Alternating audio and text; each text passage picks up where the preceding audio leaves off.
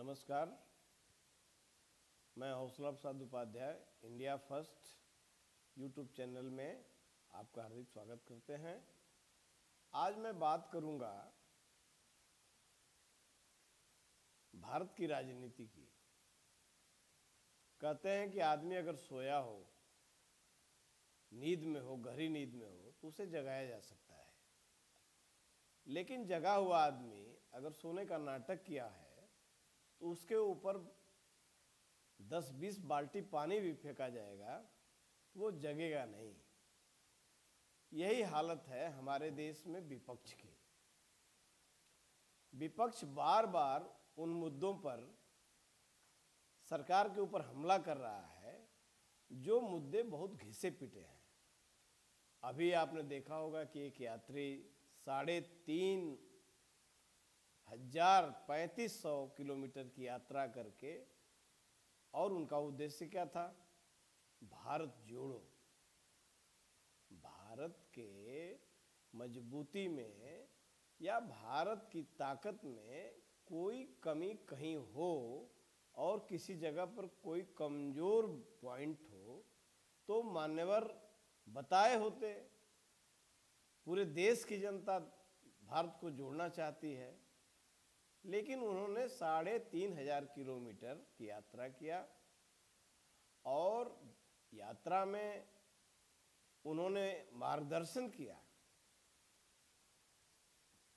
उन्होंने कहा कि ये यात्रा राजनीतिक नहीं है, यह आध्यात्मिक यात्रा है।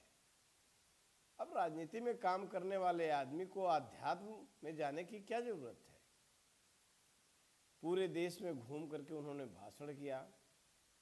पूरा देश ये समझ नहीं पाया कि आखिर ये यात्रा किन उद्देश्यों को लेकर के निकली है।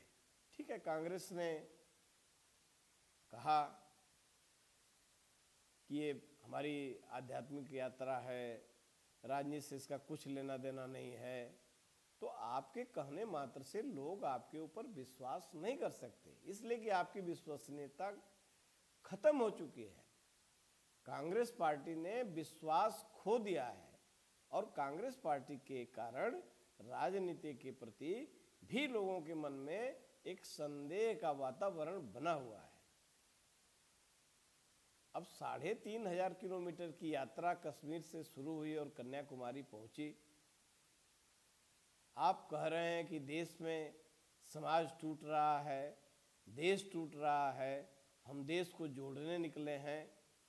अरे आपको पता है कि जिस लाल चौक पर जाकर आपने तिरंगा फहराया, उस लाल चौक पर कश्मीर के, श्रीनगर के तिरंगा फहराना तो दूर की बात है, तिरंगा फहराने की बात सोचना भी बहुत कठिन था। आपको ये ध्यान रखना चाहिए कि जो सुगम यात्रा हुई आपकी कश्मीर की, श्रीनगर की, उसके लिए सारा श्रेय वर्तमान भारत सरकार को जाता है।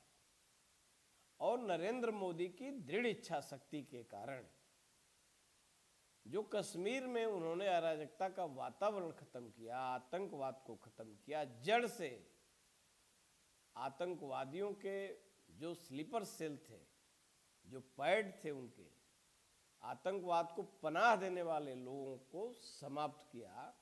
ऑल आउट ऑपरेशन चला करके जिस प्रकार से आतंकवादियों का खात्मा करके और कश्मीर के लोगों के अंदर ये भाव पैदा किया कि अगर हमारी कोई रक्षा कर सकता है या हमारे विकास के बारे में सोच सकता है, हमारा उत्थान कोई कर सकता है, तो भारत के प्रधानमंत्री नरेंद्र मोदी। लेकिन आपने अपनी यात्रा की सुगमता के कारण भी सरकार के द्वारा उत्पन्न की गई परिस्थितियों पर ध्यान नहीं दिया और यात्रा खत्म किया आपने।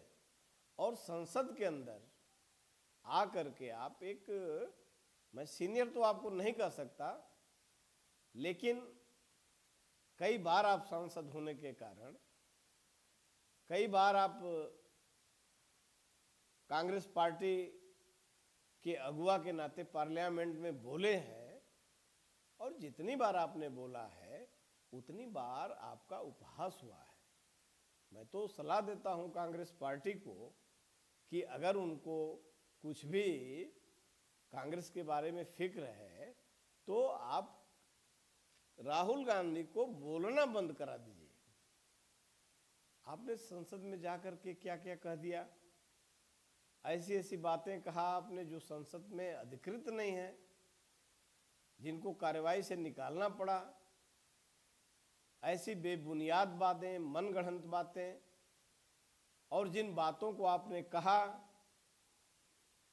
जिस अडानी को मोदी जी के साथ जोड़ा, अपने प्रधानमंत्री जी के साथ जोड़ा, अरे उस अडानी का पूरा मामला तो कांग्रेस के कारण ही हुआ है, और ये तो अडानी ने अपने एक इंटरव्यू में दिया है। तो आपने संसद के अंदर जो बयान दिया, जो विचार दिया, वो विचार भी देश के सामने माखौल का विषय बना। व्यक्ति का माखौल उड़े तो ये कोई बात नहीं है, लेकिन जब संस्था का माखौल उड़े, कांग्रेस पार्टी आज पूरी तरह लोगों के मनोरंजन का साधन हो गई है। जब आप बोलते हैं सभा में कि मैंने राहुल गांधी को मार दिया, राहुल गांधी को मैंने मार दिया, अब ये नया अवतार जो आपका आया, इस अवतार को देख करके तो लोग ये कहने को विवश हो गए हैं कि पुराना वाला राहुल जिंदा रहता तो नए वाले राहुल से अच्छा रहता।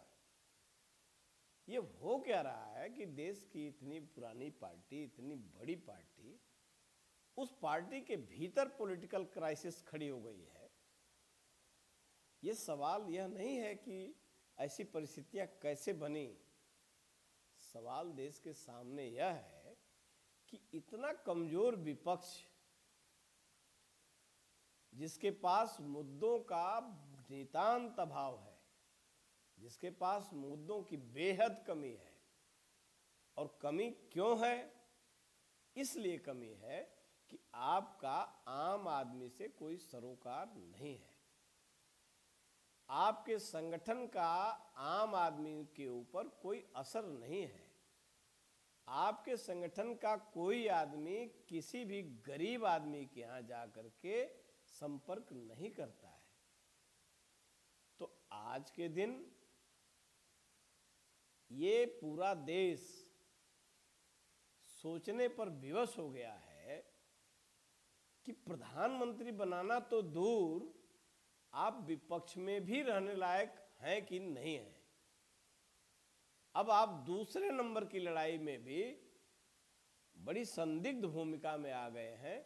आप अपने किरदार का निर्वाह ठीक से नहीं कर पा रहे हैं। आप बनने चले हीरो और हो गए कॉमेडियन। आपके बिना कॉमेडी का कोई शो पूरा नहीं होता है। आज मैं युवा लोगों को देखता हूँ, सोशल साइट पर आपके रील्स चलते हैं, उनको देख करके लोग आपका उपहास उड़ाते हैं। इसलिए कांग्रेस अपने नेता को गंभीर बनावे, नहीं हो सकता तो नेतृत्व परिवर्तन करे, और पढ़ना लिखना सीखिए। बिना पढ़े लिखे, बिना राजनीति में आदर्शों को जिए, सिद्धांतों को जिए आप चल नहीं सकते हैं। इसलिए मैं कांग्रेस पार्टी से कहूँगा कि इस पॉलिटिकल क्राइसिस से अपने पार्टी को उबारने की कोशिश करें, और आप यह महसूस करें कि आपके अंदर क्या खामियां हैं। मैं समझता हूँ कि आज इतना ही, बाकी मैं अगले वीडियो में डिटेल से बात करूँगा। कृपया आपसे निवेदन है कि चैनल को सब्सक्राइब करें, शेयर करें, लाइक करें, कमेंट करें। धन्यवाद।